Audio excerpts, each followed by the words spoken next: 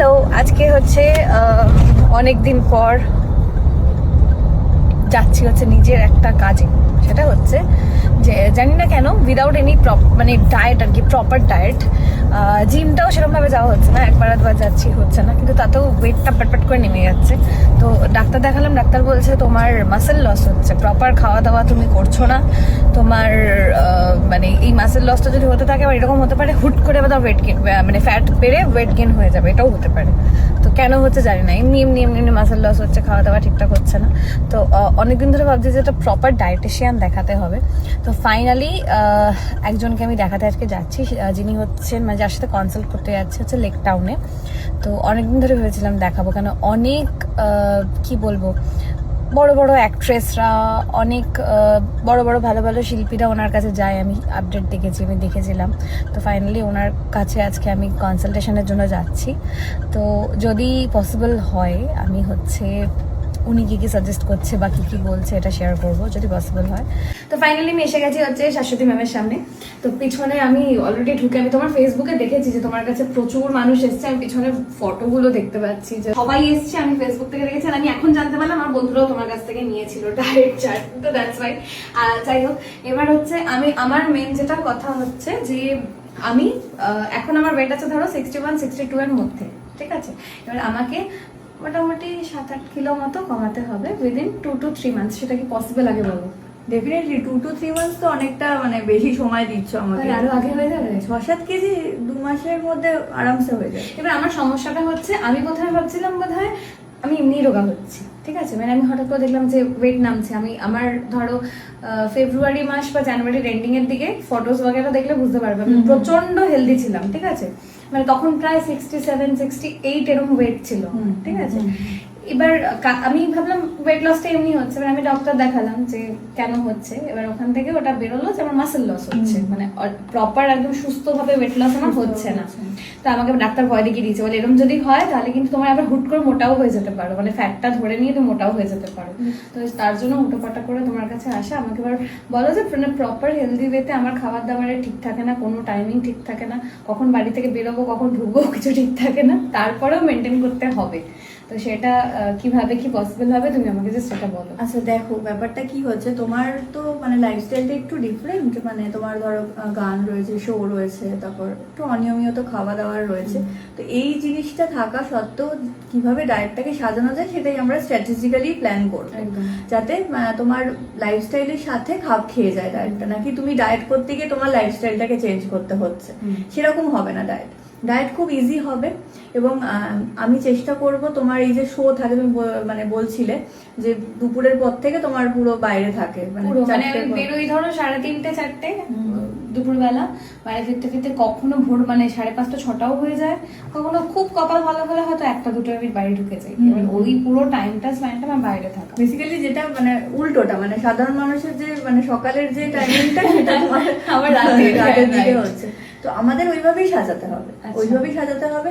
আমি চেষ্টা করব তোমাকে মানে খাবারগুলো এইভাবে সাজিয়ে দিতে যে তুমি যখন ট্রাভেল করছো, কারণ যদি দূরে যেতে হয় তাহলে ট্রাভেলের সময় তো অনেকটা সময় যাচ্ছে, ওই সময়টা অনেকটা না খেয়ে থাকার ব্যাপার থাকে। তো ওই সময়টা একটা খাবার দেওয়া হবে। এবার ধরো তুমি শোতে ঢোকার আগে কিছু খেয়ে নিলে, তারপর ধরো তুমি শো এর সময় কিছু খেলে যদি সম্ভব হয়। আদারওয়াইজ শো যখন মাঝরাতে শেষ হচ্ছে কি খাওয়া যাবে, কারণ ওই সময়টাই তো বেশি হাঙ্গার প্র্যাঙ্ক হয়, মানে প্রচন্ড খিদে পাবে স্বাভাবিক এতটা সময়। তো তখন কি খাও জেনারেলি?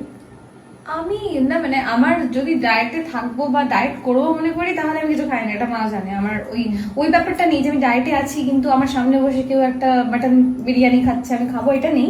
বাট কখনো সখনো মানে ধরো খুব ইচ্ছা করছে, এবার ওইটা একটা গন্ডগোল হয়ে যায় হাতের বেলা।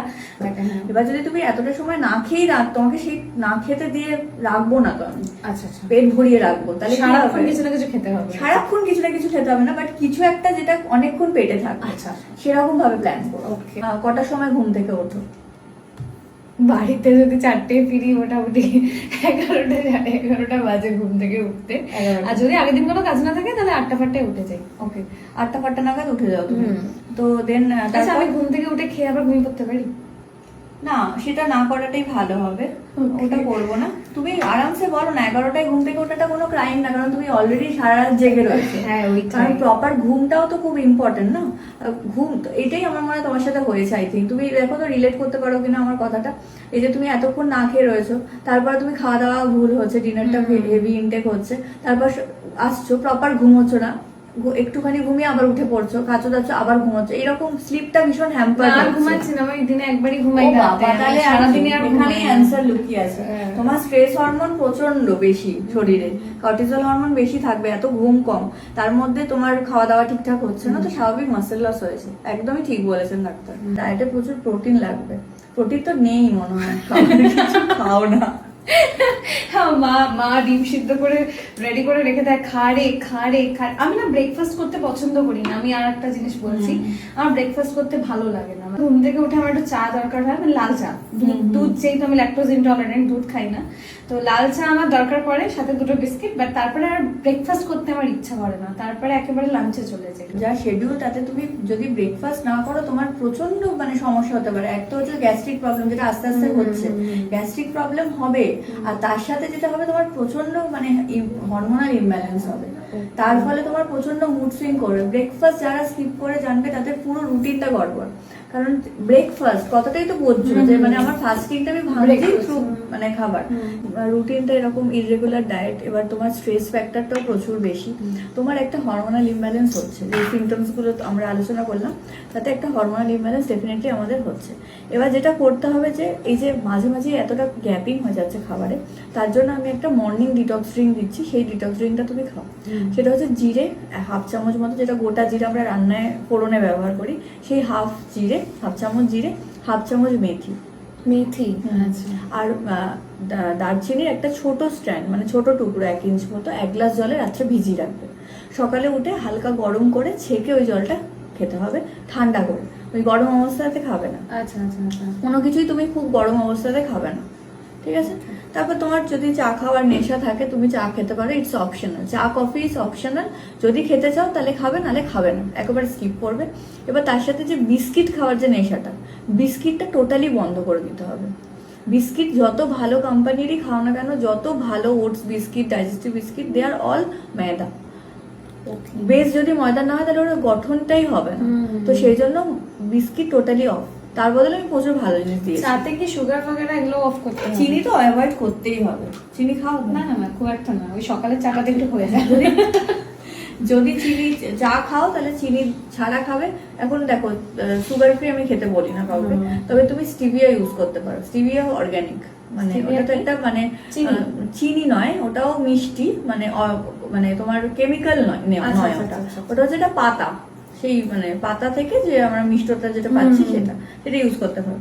এবার যেহেতু আমাদের অনেকটাই ঘুম থেকে উঠতে দেরি হয়েছে, সেটা কোনো তোমার ফল্ট নয়, কারণ সারা রাত্রি জেগে থাকবে, তাকে তো প্রপার রেস্ট নিতে হবে। আমি তোমাকে মানে ইনসিস্ট করছি যে ঘুমটা তোমার কমপ্লিট করবে।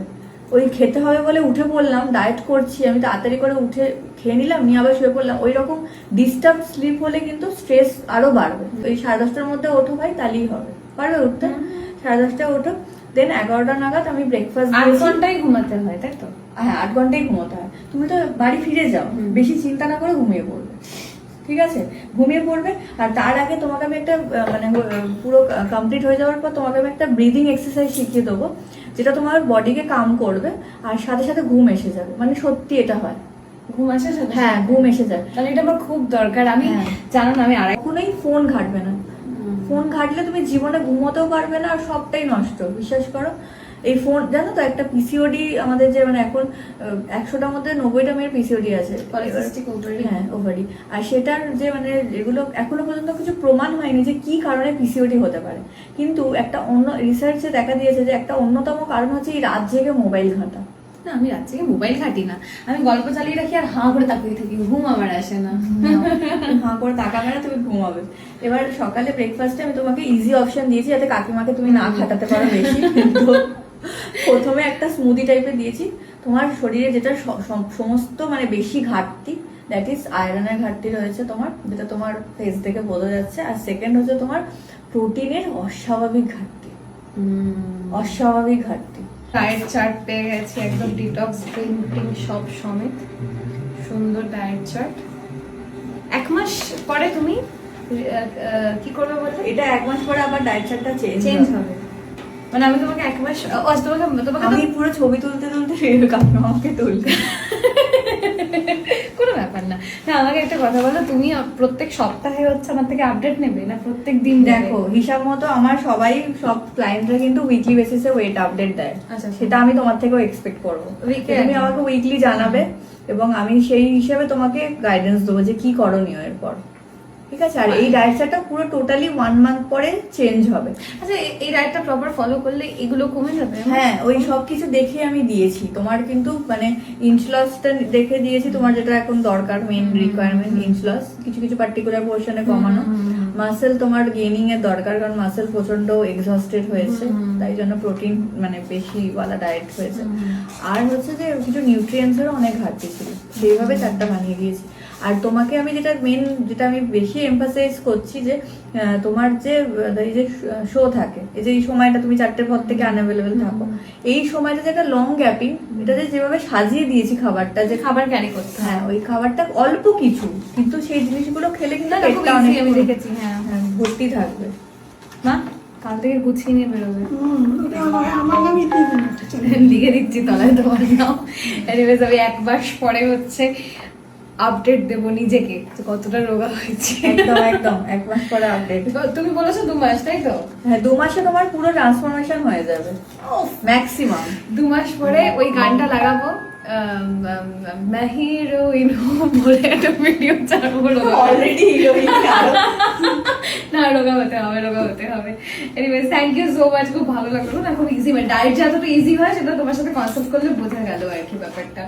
আমি তো ভাবছিলাম মধ্যে তুমি এমন জিনিস লিখবে, আমি বলবো আচ্ছা কি করে একটু বলে দাও তো, কিন্তু ভীষণ ইজি, সিরিয়াসলি ভীষণ ইজি। আমি ডায়েটটা রিভিল করবো না, বাট আফটার 1 মান্থ যখন নিজেকে রিভিল করবো, যখন সুন্দর করে এত ওয়েট টেট কমিয়ে, তখন বুঝে যাবে আর কি। Thank you so much. Thank you.